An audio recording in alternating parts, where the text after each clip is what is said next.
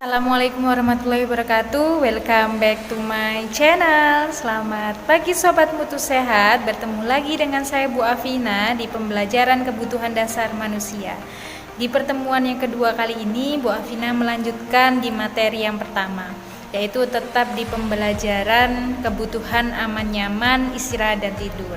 Tapi di pertemuan kedua kali ini Bu Afina akan menjelaskan mengenai apa saja sih gangguan tidur pada manusia.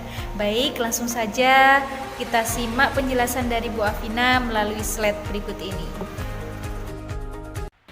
Baik anak-anakku, bertemu lagi di pembelajaran kebutuhan dasar manusia. Jadi tetap di materi yang sebelumnya, yaitu menganalisis kebutuhan rasa nyaman, tidur dan istirahat. Kalau di kemarin kita sudah belajar mengenai apa sih itu rasa nyaman, kemudian apa sih itu tidur, dan apa itu istirahat. Kemudian kita sudah belajar mengenai fisiologi tidur. Ya, mungkin untuk di pembahasan yang kali ini Bu Afina akan mereview dulu. Ya, mereview dari pembahasan kita yang kemarin. Ya, mungkin kalian masih ingat kemarin fisiologi tidur, sistem yang berpengaruh itu apa? Ya, benar ya. Jadi pada saat fisiologi tidur yang berpengaruh adalah sistem RAS ya. Jadi sistem RAS lah yang mengatur kapan kita bangun, kemudian kapan kita tidur. Kemudian ada 2 tahapan tidur. Apa saja kemarin tahapan tidur? Bagus sekali. Jadi tahapan tidur ada 2, yaitu tahap yang pertama ada NREM, kemudian ada REM.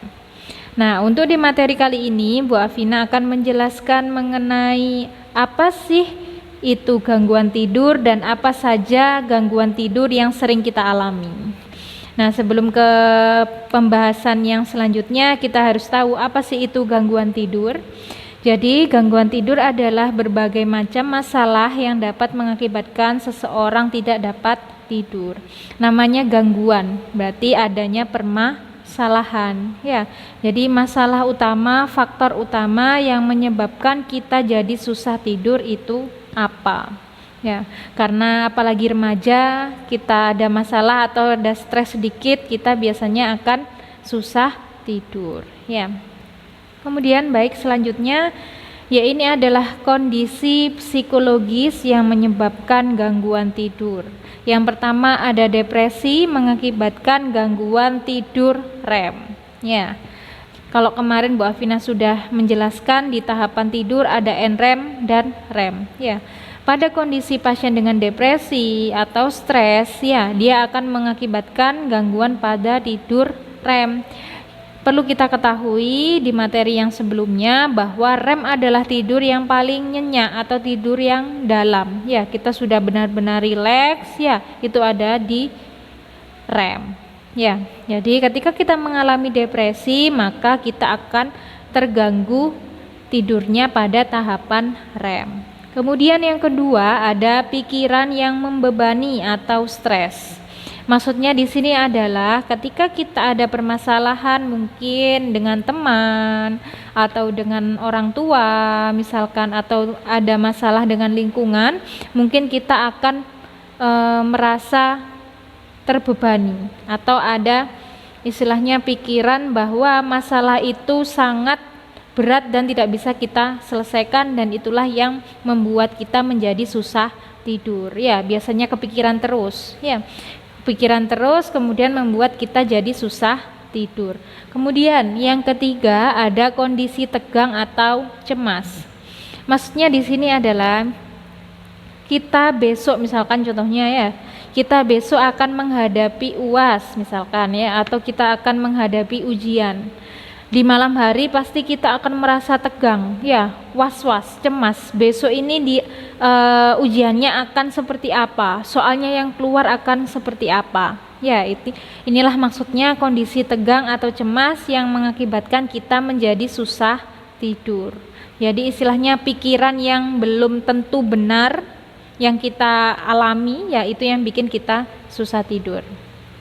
Sampai di sini apakah kalian sudah paham? Baik, jika sudah paham, Bu Afina akan melanjutkan. Nah, ini adalah kondisi lingkungan menyebabkan gangguan tidur apa saja. Ya, jadi kondisi lingkungan yang seperti apa yang bisa menyebabkan kita jadi susah tidur. Yang pertama, ada kejadian mengancam nyawa atau stres tinggi. Maksudnya di sini adalah ketika kita dihadapkan masalah itu yang mengancam nyawa. Misalkan kita dihantui, misalkan ada kita punya hutang ya, seseorang punya hutang, kemudian dia dikejar-kejar oleh debt collector, diancam ya, apabila tidak bisa membayar, nah itu juga bisa mengakibatkan kita susah tidur. Kemudian yang kedua ada waktu kerja malam dan pagi. Nah, biasanya ini dialami oleh orang-orang yang bekerjanya ada shiftnya. Ya, misalkan kerja di pabrik, kemudian waktunya harusnya malam kita istirahat. Tapi karena pada waktu itu kita harus kerja shift malam dan tidurnya pagi, dan tidurnya harus pagi atau istirahatnya pagi. Itu kan tertukar ya. Jadi waktu kita tertukar, jadi proses tidurnya pun juga akan terganggu. Kemudian yang ketiga ada lingkungan bising, dingin atau panas. Ya, maksudnya di sini adalah ketika kita berada di lingkungan yang bising, misalkan rumah kita atau kamar kita berdekatan dengan tempat atau wirausaha, misalkan tempatnya ngelas. Ya, itu kan pasti bising sekali. Atau rumah kita berada di pinggir jalan raya, pasti itu kan akan membuat ketika kita tidur itu akan mengganggu. Ya, kita juga tidak bisa dalam kondisi misalkan kita mau istirahat, udaranya terlalu dingin atau terlalu panas, itu juga bisa menyebabkan kita menjadi susah tidur. Sampai di sini, apakah kalian sudah paham? Ya, gampang sekali untuk pembelajaran kita hari ini ya, karena memang ini adalah hal-hal yang sering kita alami.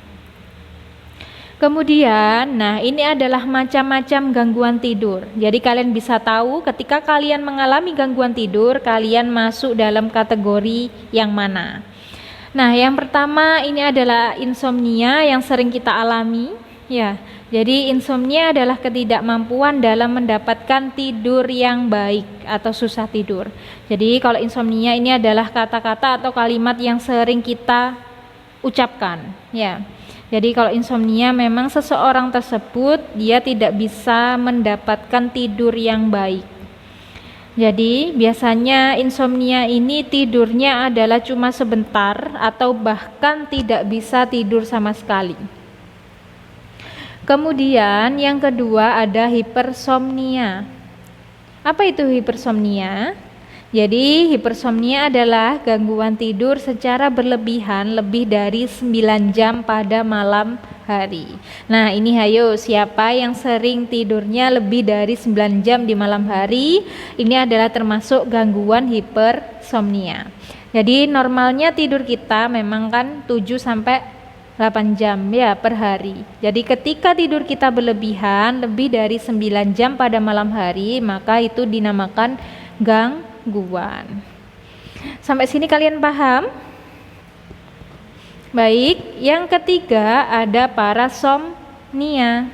Parasomnia adalah berjalan-jalan saat tidur. Nah, mungkin ada beberapa di antara kalian yang pernah mengalami ini. Jadi secara tidak sadar pada saat kita tidur, kita jalan-jalan sendiri. Padahal posisinya kita menutup mata dan itu dalam kondisi tidur. Baik, yang keempat ada enuresa. Ya, enuresa. Apakah ada yang mengalami enuresa saat ini? Ya, jadi enuresa adalah BAK tidak disengaja saat tidur. Ya, jadi buang air kecil atau kencing tidak sengaja saat tidur. Ya. Yang kelima ada apneu, tidur dan mendengkur. Di sini maksudnya adalah adanya hambatan pada pernafasan mulut dan hidung. Jadi kalau ini berbahaya ya. Makanya kenapa kalau misalkan ada seseorang yang biasanya tidurnya ngorok atau mendekur. Nah, itu apabila dibiarkan terlalu lama itu akan beresiko karena dia menghambat jalan nafas ya, entah dia lidahnya jatuh ke belakang ya. Makanya kenapa kalau misalkan ada orang yang mendengkur tidurnya terlentang ya, segera dibangunkan ya, kalau bisa dipindah posisinya atau miring kanan miring kiri ya, biar dia tidak jadi pada kondisi menutupi jalan nafas atau jalan nafasnya terhambat. Kemudian yang keenam ada narkolepsi. Apa itu narkolepsi? Jadi narkolepsi adalah kondisi yang tidak mampu mengendalikan diri untuk tidur. Nah, siapa ini di antara kalian yang sedang mengalami ini? Jadi biasanya kita memanggilnya dengan nama pelor ya, nempel molor ya. Jadi kondisi yang tidak mampu mengendalikan diri, biasanya misalkan kita berdiri ya pada posisi capek, kemudian kita berdiri itu bisa tidur. Kemudian kita duduk nempel dikit langsung tidur lagi. Nah, itu juga termasuk dalam gangguan. Jadi dia tidak bisa mengendalikan tidurnya. Ini yang berbahaya adalah pada saat kita mengendarai kendaraan ya. Ketika kita nyupir ya tiba-tiba kemudian kita tidur, nah itu kan sangat berbahaya. Sampai di sini apakah ada pertanyaan? Baik, jika tidak ada Bu Afina lanjutkan. Nah, ini adalah fungsi tidur. Ini yang harus kalian pahami. Nah, ini ada beberapa fungsi tidur. Yang pertama adalah memperbaiki keadaan fisiologis dan psikologis.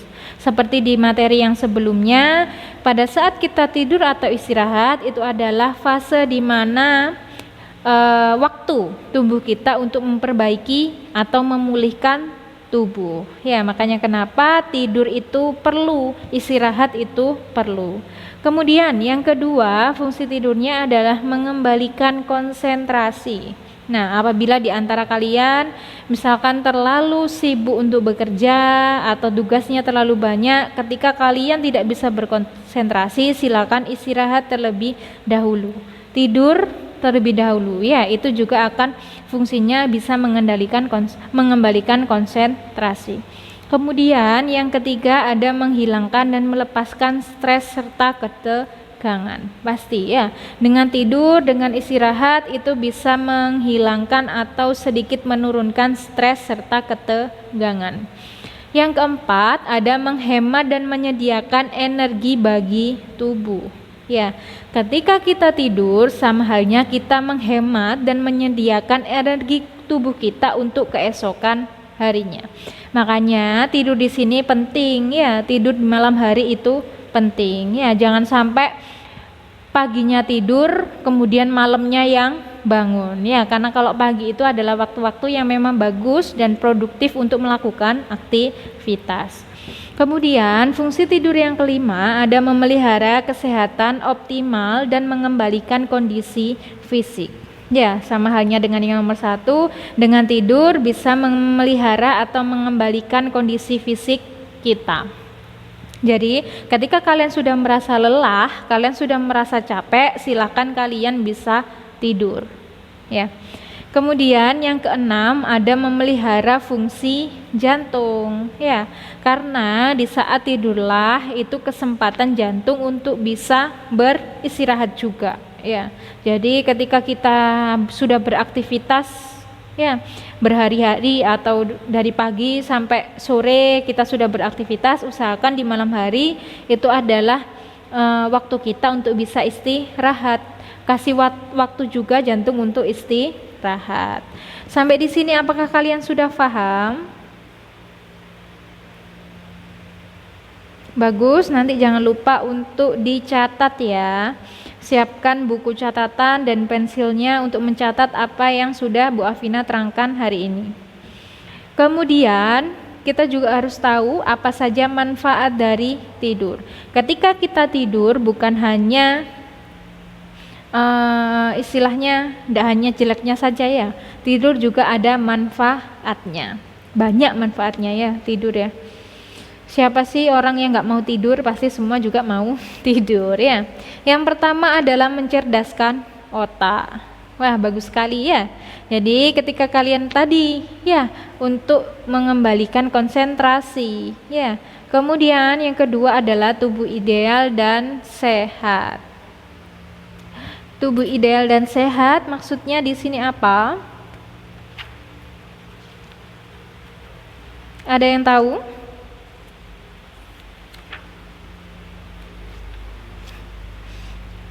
Tubuh ideal yang sehat maksudnya dengan istirahat dan tidur dengan nyaman membuat diri kita menjadi awet muda ya. Tekanan darah, kemudian jantungnya juga berada pada posisi yang istirahat.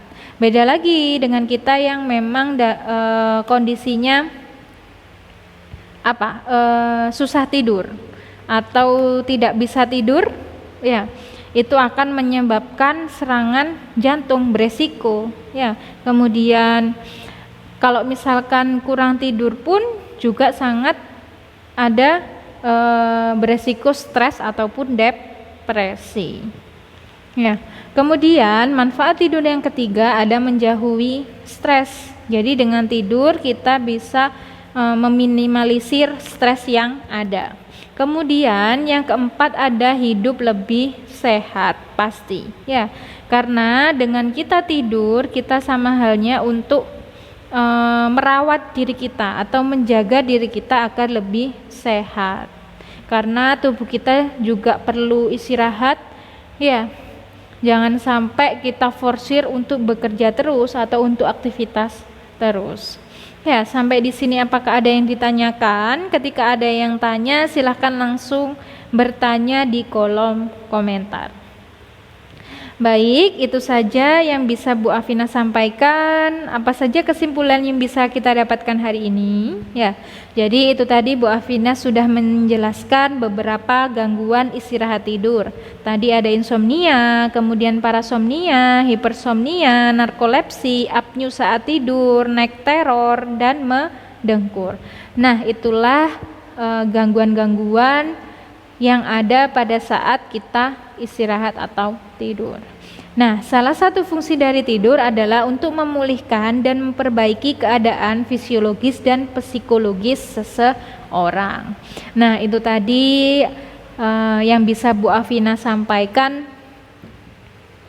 Jangan lupa untuk hari ini kita tetap mereview ya.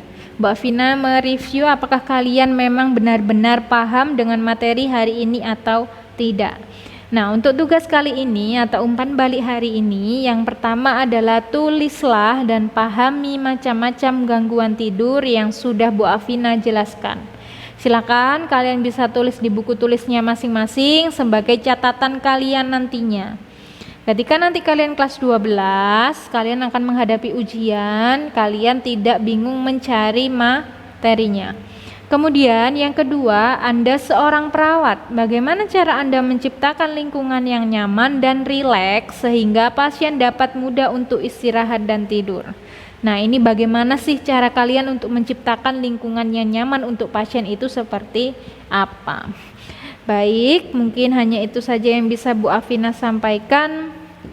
Kita bertemu di materi selanjutnya di mata pelajaran kebutuhan dasar manusia di mata pelajaran yang lain. Untuk di minggu ketiga, insya Allah nanti kita bisa bertemu untuk praktek ya, untuk praktikum ataupun lab skill. Sampai jumpa di materi berikutnya. Bu Afina ucapkan semoga bermanfaat untuk materi hari ini. Sampai jumpa anak-anakku. Nah, itu tadi adalah penjelasan dari Bu Afina mengenai gangguan tidur.